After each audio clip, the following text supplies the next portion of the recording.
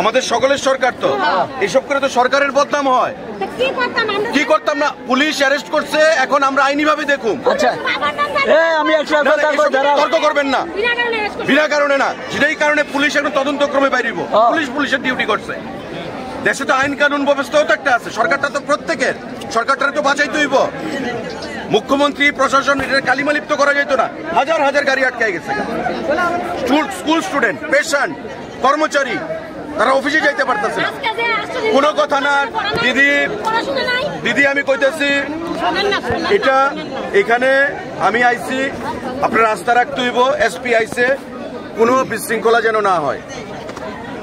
আন্দোলন করছেন, আপনারা তো বিরোধী দল করেন না, তাইলে বিরোধী দলের আন্দোলন এমন হয়। ধর্ম বর্ণ সমস্ত কিছুর ভিত্তিতে দেশ চলে না। আমাদের শুনেন, যেটা হয়েছে আইনি ভাবে আমরা দেখব, পুলিশের কাজ করছে, আমরা এখন বাকিটা দেখব, তার যাতে কোনো অসুবিধা না হয় এটা আমরা দেখব।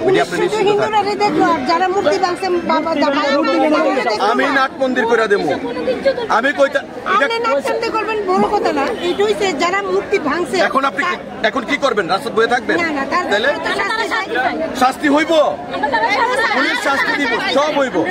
দেখেন আপনাদের আরে দিদি কথা শুনেন না, আপনাদের বাঁচাইতে সেদিন রাত্রে আমিও তো বদনাম হইছি, কিন্তু আমি তো ওটা কেয়ার করছি না। আমি জানি এটা হুমু, তারপর আমি আইছি, আপনাদের লেগে আইছি তো। সুতরাং এখানে আর কোনো সিন করেন না প্লিজ। আমি দেখতেছি তো, আইনি ভাবে দেখুন প্লিজ, এখানে আর কোনো ইয়ে করবেন না প্লিজ। আমি করতেছি তো, আচ্ছা ঠিক আছে, আমি দেখতেছি আরে দাঁড়ান।